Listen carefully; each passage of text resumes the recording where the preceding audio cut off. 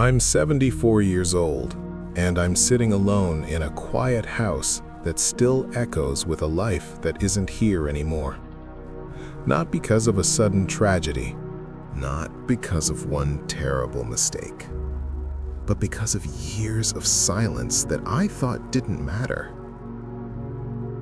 I'm not telling this because I want forgiveness. I'm not even sure who would forgive me now. I'm telling it because time has narrowed, and when time narrows, the truth gets louder.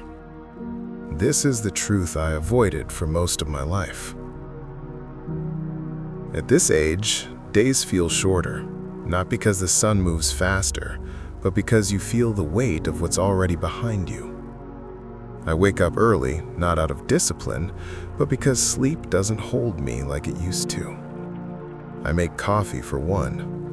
I sit at the same table where two people once talked about groceries, bills, and weather, but almost never about what mattered.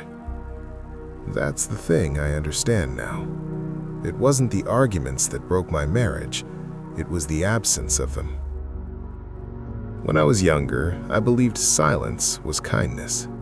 I thought not saying something was a way of keeping the peace. I thought swallowing discomfort was maturity. No one taught me otherwise, and I didn't ask.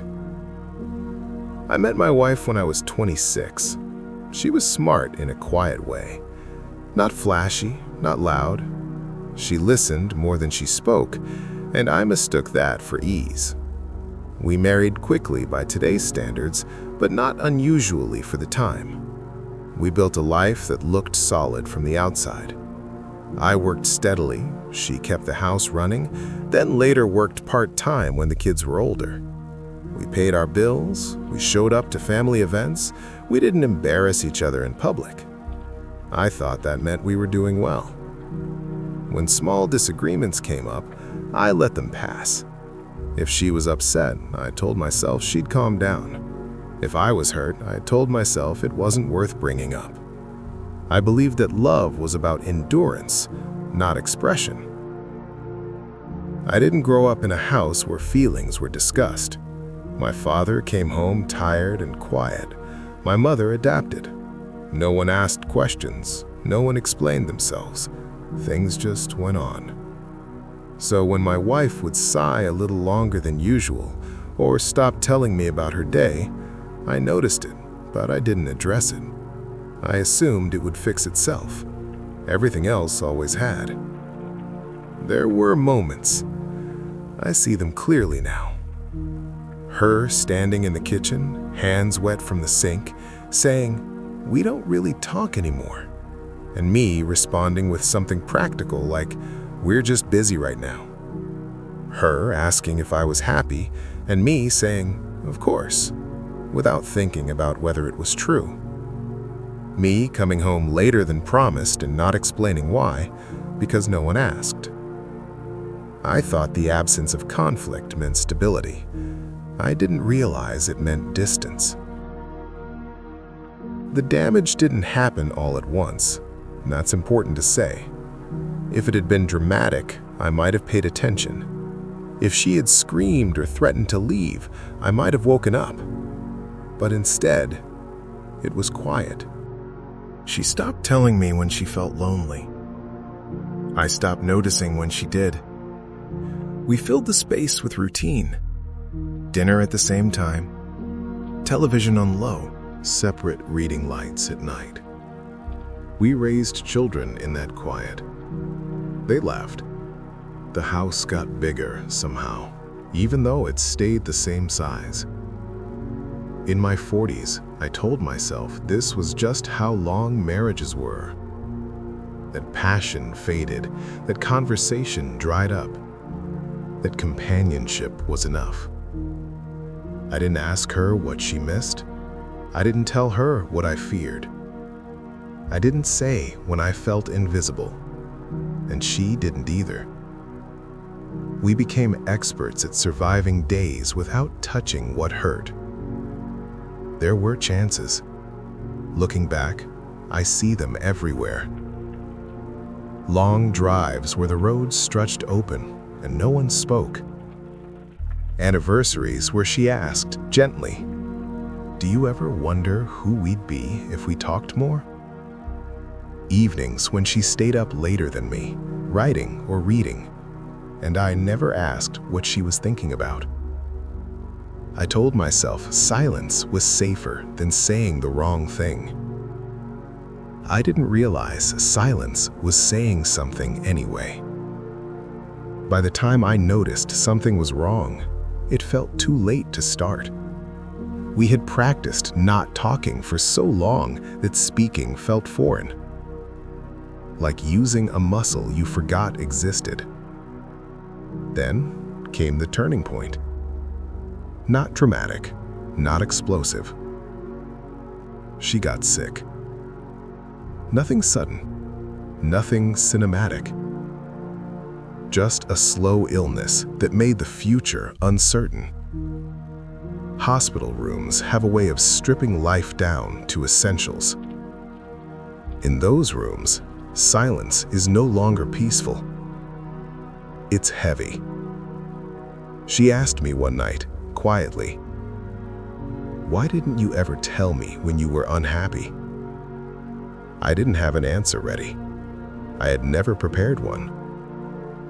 I said something weak, something vague, something that avoided the truth even then.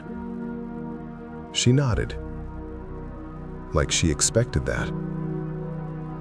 When she died, I stood next to her bed holding a hand I had held for decades without truly reaching. I wanted to speak then. I wanted to pour years into minutes. But language doesn't work that way. You don't get to rush honesty at the end. After the funeral, people told me I was strong. They told me we had a good marriage. I nodded and thanked them, because that's what you do. But when the house went quiet again, a different kind of quiet, I finally heard what I had been avoiding. I missed the chance to be known. And worse, I missed the chance to know her. There are things I will never hear now. What she needed from me. What she forgave silently. What she gave up hoping for. That's what can't be fixed. Not the loneliness. You can survive loneliness. It's the unanswered questions that settle in your chest and don't move. At my age, you understand that time doesn't make room for regret. Regret just sits alongside everything else. I don't replay arguments in my head. We didn't have many. I replay the moments I chose not to speak. The times I decided later would be better. Later never came. If you're listening to this, I'm not here to warn you dramatically. I'm not here to tell you what to do. I'm only here to tell you what happened when I assumed silence was harmless. It wasn't. Silence is not neutral. It teaches people how little space they occupy in your life. I thought my presence was enough. I thought providing was enough. I thought staying was enough. It wasn't. Now my days are slower. I walk through rooms filled with objects that once mattered to both of us. I talk to her sometimes, out loud. Not because I expect an answer, but because I finally understand how much I left unsaid. I don't know how much time I have left. No one does. But I know I won't use it pretending anymore. If this meant something to you, if it stirred something uncomfortable. Sit with that. You don't have to fix it all at once. Just don't assume there will always be another chance to speak. I assumed that. And now, at 74, I finally understand what that silence cost me. That understanding doesn't save me. It just tells the truth. And that will have to be enough.